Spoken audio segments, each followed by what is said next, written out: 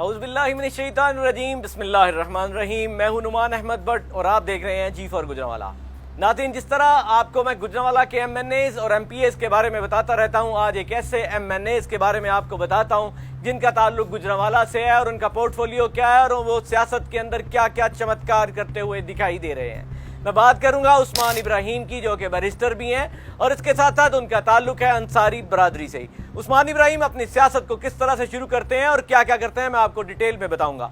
उस्मान इब्राहिम 1985 में पाकिस्तान की पंजाब असम्बली से इलेक्शन लड़ते हैं और सूबाई असम्बली के हल्का 141 से MPA के लिए कैंडिडेट जो बनते हैं और उसके बाद वो इलेक्शन जीतते हैं। इलेक्शन जीतने के बाद पंजाब से वो वजीर तालीम भी मुंतखब होते हैं, उनको वजीर तालीम बना दिया जाता है। और उसके बाद गुजरांवाला में क्या बौछार आता है ये आपके सामने है कि जब वो वजीर तालीम रहे, क्या उन्होंने स्कूल बनाए, कॉलेजेस बनाए, यूनिवर्सिटीज़ बनाई या गुजरांवाला में कौन सी डेवलपमेंट की।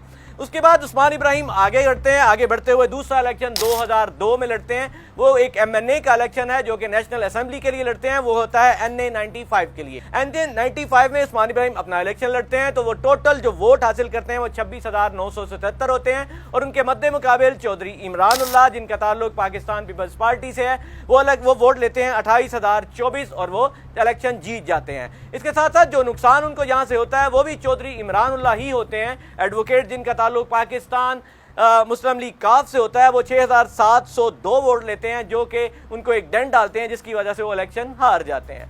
उसके बाद तीसरा इलेक्शन वो भी MNA का पाकिस्तान नेशनल असेंबली के लिए लड़ते हैं, NA 95 से लड़ते हैं। उस वक्त वो जीत जाते हैं क्योंकि वो टोटल वोट लेते हैं 51,705 और उनके मद्दे मुकाबिल चौधरी ज़ीशान इलियास वोट लेते हैं 44,034। जब वो ये वोट लेते हैं तो आपको मैं एक थोड़ी और चीज़ बताता चलूँ। इस 2002 के बाद उनको नेशनल असेंबली से किसी तरह की कोई वजारत नहीं दी जाती, लेकिन उस्मान इब्राहिम अपने हल्के में बड़े मशहूर हैं। बताया यह जाता है कि वो जब भी इलेक्शन लड़ते हैं तो कोई ना कोई इन्वेस्टर उनके साथ मौजूद होता है। इसी तरह MNA की सीट के नीचे दो ऐसी PP की सीट्स होती हैं जिनका अगर जिक्र करूं तो PP 91, जिसमें उस वक्त के इलेक्टेड जो उम्मीदवार थे, जो कैंडिडेट थे MPA के लिए, जो उन्होंने इलेक्शन भी जीता, वो थे इमरान खालिद भट्ट साहब, जो कि बाद में इलेक्शन भी जीते। और दूसरा उनके साथ साथ 2002 में और कोई कैंडिडेट नहीं होता। इससे आगे बढ़ूं, 2008 की बात करूं, 2008 में भी NA 95 में इलेक्शन कंटेस्ट करते हैं उस्मान इब्राहिम। उस्मान इब्राहिम इलेक्शन के लिए वोट लेते हैं 5,705 और उनके मद्दे मुकाबिल चौधरी ज़ीशान इलियास वोट लेते हैं 44,034 और वो हार जाते हैं और उस्मान इब्राहिम जीत जाते हैं। उस्मान इब्राहिम वोट यहाँ पर कोई वजारत उनको नहीं मिल पाती। उनके नीचे दो MPA होते हैं, एक PP 91 से इमरान खालिद भट्ट साहब होते हैं, जो इनके सपोर्टर भी होते हैं और इनके वोटर भी होते हैं और इनके इन्वेस्टर भी होते हैं और इनको वो सपोर्ट भी करते हैं क्योंकि उस्मान इब्राहिम कभी भी इन्वेस्टर के बगैर इलेक्शन नहीं लड़ते। और जब वो उनके इन्वेस्टर होते हैं तो वो चूँकि इमरान खालिद भट्ट साहब जो कि ब्रदर हैं पोमी भट्ट साहब के, और वो उनका बहुत ज़्यादा ताल्लुक होता है मुस्लिम लीग नून से, खुर्रम दस्तगीर खान की वजह से और यहाँ मियाँ नवाज शरीफ फैमिली से होने की वजह से, तो उनके मुकाबले में चूंकि वो इन्वेस्टमेंट नहीं करते तो अपने नीचे इन्वेस्टमेंट के लिए एक नया उम्मीदवार खड़ा करते हैं जिनका नाम होता है रिजवान असलम भट्ट। उस्मान इब्राहिम इनकी सपोर्ट करते हैं, लेकिन बड़े ही सख्त मुकाबले के बाद उस्मान इब्राहिम के नीचे आज़ाद तौर पर इलेक्शन लड़ने वाले रिजवान असलम भट्ट इलेक्शन हार जाते हैं। और इसके साथ जब आगे चलते हैं, उस्मान इब्राहिम 2013 में इलेक्शन लड़ते हैं NA के 95 से और इलेक्शन में वोट लेते हैं 1,08,457 और इनके मद्दे मुकाबिल अली अशरफ जो कि PTI से होते हैं, नए नए आते हैं, वोट लेते हैं 27,799 और वो इलेक्शन हार जाते हैं। उस्मान इब्राहिम साहब जीत जाते हैं। उस्मान इब्राहिम उसी तरह जिस तरह मैंने आपको पहले जिक्र किया, उनके नीचे एक PP 91 था जिसमें इमरान खालिद भट्ट साहब जो हैं वो उनके कैंडिडेट होते हैं, वो MPA हो चुके थे, नए इन्वेस्टर की जरूरत थी। तो इस वक्त जब नए ढूंढने की जरूरत थी तो रिजवान असलम भट्ट साहब मौजूद नहीं थे क्योंकि उस वक्त रिजवान असलम भट्ट साहब जो हैं वो भी ऑलरेडी पाकिस्तान तहरीक इंसाफ के पैनल पे जा चुके होते हैं और उनके झंडे तले इलेक्शन लड़ते हैं और बड़ा सख्त मुकाबला करते हैं और इलेक्शन हार जाते हैं। लेकिन उस्मान इब्राहिम साहब के पास तो इन्वेस्टर कोई नहीं बचता, लेकिन उस्मान इब्राहिम साहब नया काम ढूंढते हैं। नया काम ये ढूंढते हैं क्योंकि उनके नीचे एक और हल्का आ चुका होता है, जो हल्का कौन सा होता है वो मैं आपको जिस तरह मैं आपको आगे आगे बताता चला जाऊंगा। 2018 में दोबारा से एक नया इलेक्शन यानी कि 5वीं बार उस्मान इब्राहिम साहब इलेक्शन लड़ते हैं। 2018 में NA 82 हो चुका, 95 पहले था, उसके बाद 82 हो जाता है।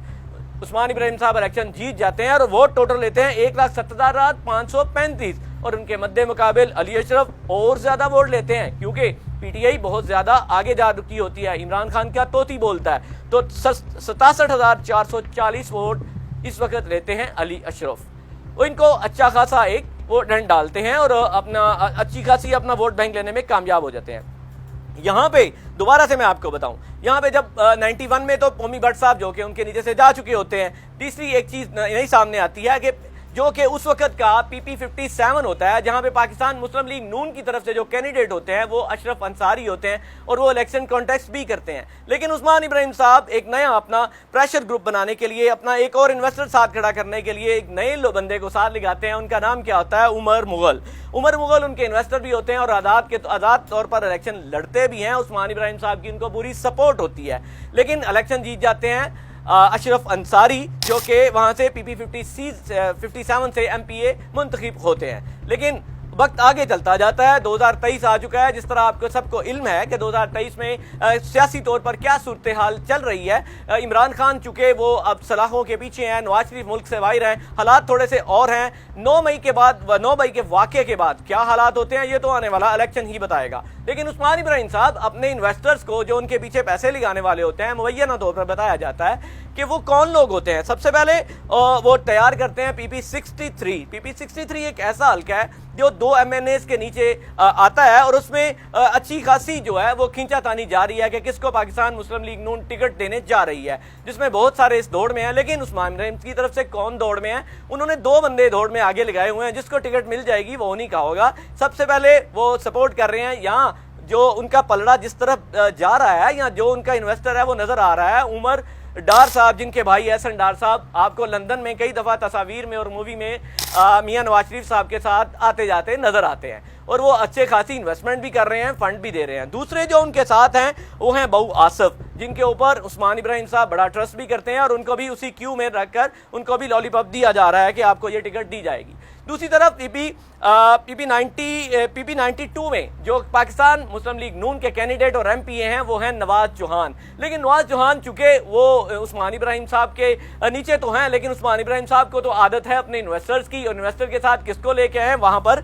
वो बहु तनवीर नामी एक शख्स को लेके हैं, जिनको वो हल्के में ले जा भी रहे हैं, वो उनके साथ आते जाते नजर भी आ रहे हैं और वो नाम भी लेते हैं कि जो उस हल्के के लिए कैंडिडेट होंगे उनके पास भी एक लॉलीपॉप है। ये तो सारी चीजें थी अपनी अपनी। मुझे ये बताएं, 1985 में उस्मान इब्राहिम साहब वजीर तालीम भी रहे और किस तरह गुजरांवाला में तालीम का बौछार आया ये तो आपके सामने है। कितनी यूनिवर्सिटियां बनी, कितने कॉलेजेस बने, कितने स्कूल बने, कितने लोगों को यहाँ पर किस तरह का कैसा तालीम के लिए कोई मौका मैसर आया। उसके बाद 3 वजारतें के पास रही। 2013 में वजीर मुमलिकत बराए हाउसिंग, बहुत सारी सोसाइटियां बना दी होंगी इन्होंने। 2014 में वजीर मुमलिकत बराए कानून और इंसाफ, बहुत से लोगों को इंसाफ मिला होगा, ये आप ज्यादा बेहतर जानते हैं, मेरा थोड़ा इस चीज में इल्म कम है।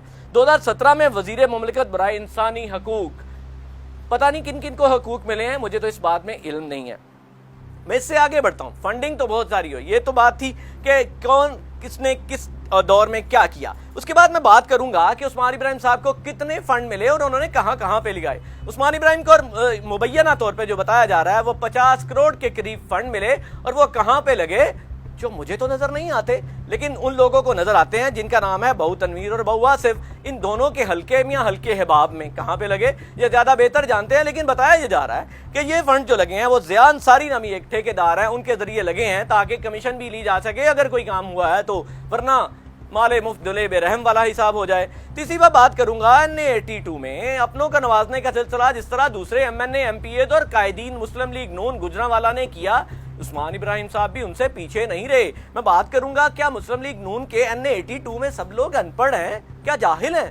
मुझे तो इस बात का इल्म नहीं है, शायद हो, क्योंकि मुझे तो जो डॉक्यूमेंट बता रहे हैं, मुझे तो वो जो फिगर बता रहे हैं, मुझे तो बाकी सब लोग जाहिल और अनपढ़ लग रहे हैं, क्योंकि सारे पढ़े लिखे लोग तो इनकी अपनी फैमिली में है उस्मान इब्राहिम साहब की। जिस तरह के गुजरांवाला चैम्बर ऑफ कॉमर्स एक बिजनेस कम्युनिटी का बहुत मोतबर अदारा है। जब बात होती है इलेक्शन लड़ने की, वहां पर तो नाम किसका दिया जाता है? वहां पर आदिल असलम अंसारी, और वो नायब सदर के लिए मुंतखब होते हैं। और वो कौन है? वो उस्मान इब्राहिम साहब के भतीजे हैं। बात यहाँ पे रुकी नहीं है, थोड़ा सा आगे बढ़िएगा। जब भी बात होती है BOD गैपको के लिए तो वहां पे फहद शकूर साहब का नाम दिया जाता है, जो तो ना मेरे रिश्तेदार हैं ना ही शायद आपके रिश्तेदार हैं। वो कौन है? वो भांजे हैं उस्मान इब्राहिम साहब की। बात यहाँ पे भी नहीं रुकी, बात आगे बढ़ती चली गई। वो किस तरह से BOD GWMC की आई बारी तो किसका नाम दिया गया? क्या आपका नाम दिया गया? क्या मेरा नाम दिया गया? क्या उन लोगों का कि इस हल्के में कोई पढ़ा लिखा नहीं है, सब जाहिल हैं? सब नकारे हैं, किसी को इल्म नहीं है कि क्या चीज़ किस तरह से चलानी है। लेकिन मेरा ख्याल है सारे पढ़े लिखे लोग और जाहिल लोग नहीं, बड़े अनपढ़ लोग भी नहीं, बड़े पढ़े लिखे और बड़े सोफिस्टिकेटेड लोग वो सिर्फ इनकी फैमिली में है। जी बात आई BOD GWMC की, तो नाम दिया गया असलम इब्राहिम। वो कौन है आप जानते हैं? मैं आपको बताता हूँ। वो हैं भाई उस्मान इब्राहिम साहब के। 3 लोग तो एडजस्ट हो गए, लब चौथे की बारी थी, वो तो कहीं ना कहीं करना था। सुना ये जा रहा है कि उस्मान इब्राहिम साहब रिटायर हो रहे हैं और अपनी जगह इलेक्शन किसको लड़ाएंगे? हल्के में किसी चेयरमैन को नहीं, किसी नाज़िम को नहीं, किसी अपने वर्कर को नहीं, बल्कि वो इलेक्शन लड़ाएंगे अपने बेटे को, शाहिद इब्राहिम को। देखें, मैंने आपको 4 चीजें बताई, कहाँ बटी? अंधा वंडे श्रीनिया मोड़ मोड़ अपने कारणों। लेकिन ये तो मैंने बताई आपको उस्मान इब्राहिम की।